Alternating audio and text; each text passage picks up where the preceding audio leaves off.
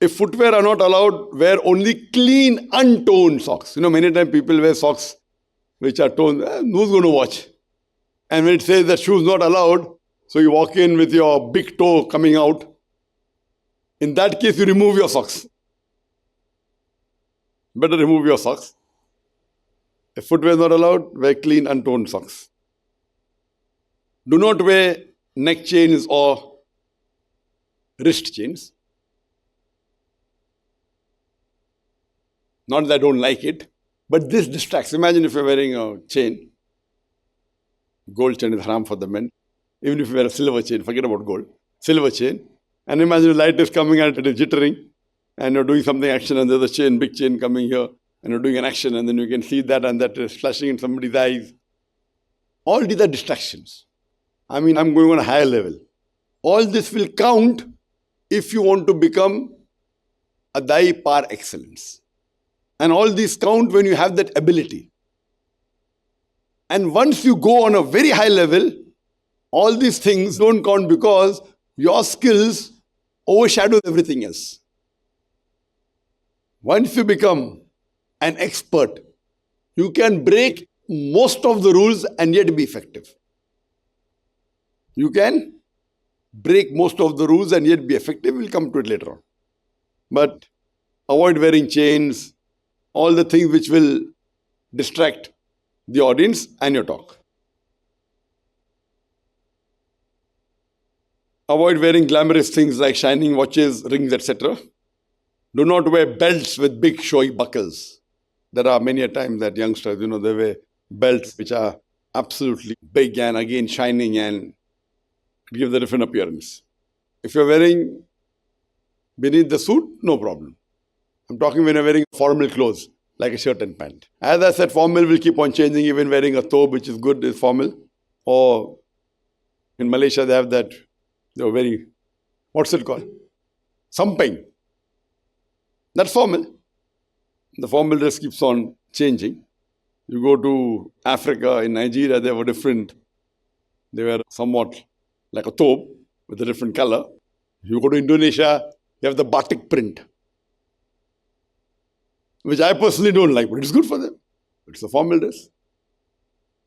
Number 8, button your shirt. Except for collar button, all the other buttons should be closed if you're not wearing a suit. It's very important.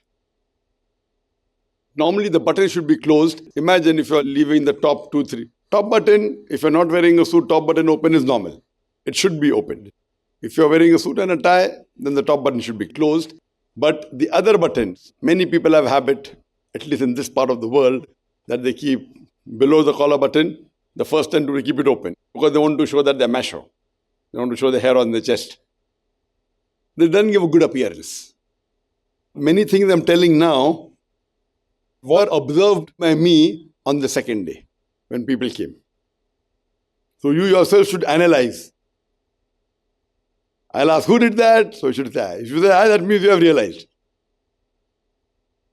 Many things I'll say which have been done by one or more of you, or more than one. Some has been done by almost all of you. So the buttoning is very important. It gives that casual and unwanted look. Do not fold your sleeves while lecturing. And what I'm telling, all these things have been done umpteen number of times. Not by normal people, by many people who give Islamic lectures in different parts of the world. So I'm not telling you something which is just coming out of my head. It's my experience. And people even wearing suits, I've seen.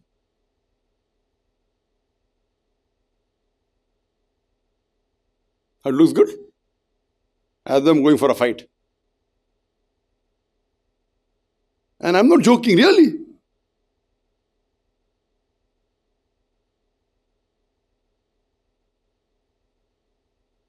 You may ask, is Zakir making us a model? No, I'm not making you a model.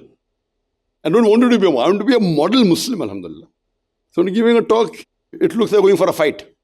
And believe me, speakers in suit doing this. I don't want to name them. Again, when you wear a little bit, depending upon your sleeve, little bit shirt can be seen. Point number 10, do not keep anything, not even a pen in your shirt pocket. Do not clutter your trouser pockets with things not required. It's very common that people keep a pen here and the pen is seen, and imagine it may be a shiny pen or it may be you're wearing a white shirt and a blue pen. That's very prominent. Don't give prominence to anything besides yourself, not your pen. A person looks at a pen, what's the advantage for you? And the eye is very powerful. And if it is being recorded, so don't have anything. And if you require a pen, keep it on the table. The people stuff their pockets with their keychains and and here there. Imagine if I keep all this over here and if I give a talk, how does it look? It's very common. And even day before yesterday, how many people had pen in their pockets? 1, 2, 3, 4, 5, 6, 7, 8. Again, all these points are just points, not that it's haram or something. Small points but make a difference. Very small points. All these points, one points put together, it's not required. If you require for writing, keep it on the table. And don't clutter your pocket, especially with a very big handkerchief. And when I travel, I do have a lot of things in my pocket normally. My visiting card and my one mobile here. But when I go for the talk, it's all either kept in the room, or I don't like keeping mobiles on the table just in case I forget, very precious. I give it to one of my friends. Even now, the moment I go out, my mobile will be inside. When I come on the stage, I give it to my friend. No, I don't have anything.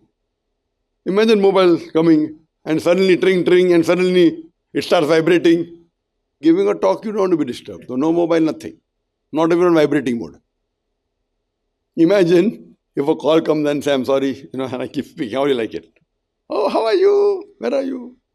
Oh, I'm here just having a dawa training session here. And all the people are here. How are you? What are you doing? When are you coming here?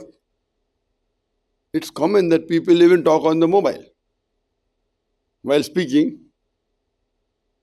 And some people, if the bell rings, they have to pick up. It is their nature. Irrespective, they may not know the name, they have to pick up. They'll leave everything in the world to pick up that phone. It is the nature. When you're doing something which is important.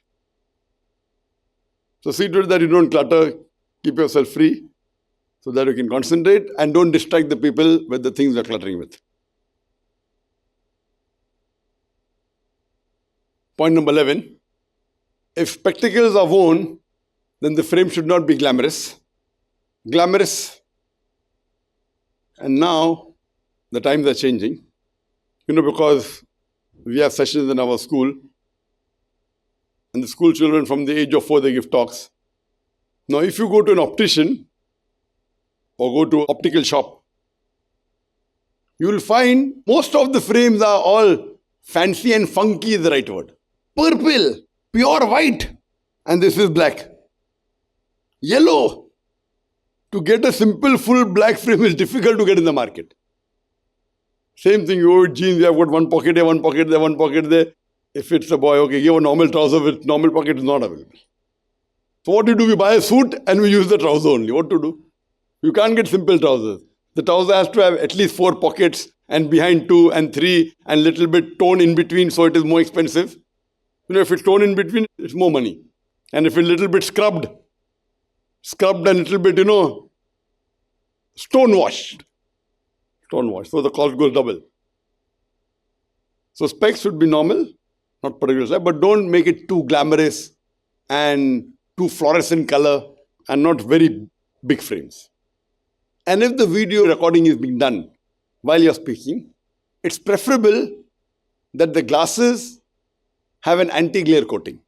Anti-glare coating means when anything reflects, it's more comfortable for me.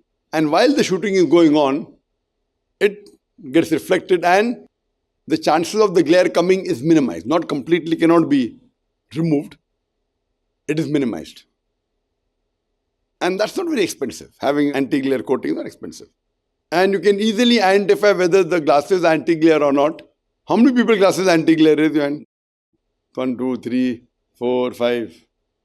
To know it's anti-glare or not, you take out your glass and you keep it against the light, and the reflection you see would be green or blue depending upon the coating. You will not find the normal yellow light being reflected. It gets diffused and it is greenish. So the white light or the yellow light becomes green or becomes blue depending upon the coating. I'm not talking about photochromatic glasses. Do you know what photochromatic glasses? Who knows photochromatic glasses? Photochromatic glasses mean when you go in the sun, it becomes dark so that you don't feel the glare. When you come in the shade, it becomes normal. I personally don't like, once I purchased it. Why? No, it's not haram. You can wear it. Because when you go out, you look like a dawn. It becomes dark and I'm not realizing it's dark. And I don't like looking like a dawn. I personally, it's nothing to do with public speaking. It becomes completely black. And I don't like wearing those goggles personally. It's my personal choice. It's nothing to do with public speaking.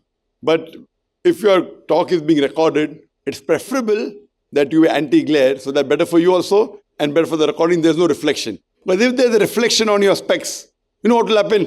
There'll be a yellow patch here. And if the cameraman is not good, big patches, 2 big patches, and when someone is seeing a recording, it will look like, you know how it will look? Imagine yellow patches on your glasses. So this anti-glare coating reduces the glare and the reflection to a great extent. La ilaha illallah, la ilaha illallah, la ilaha illallah, Muhammadun Rasulullah, Muhammadun Rasulullah.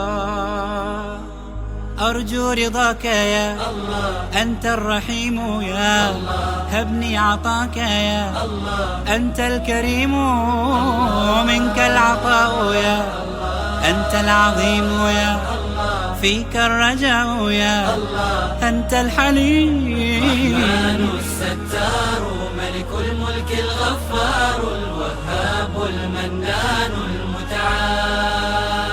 الرحمن الستار ملك الملك الغفار الوهاب المنان المتعال. الله الله يا ربي يا الله،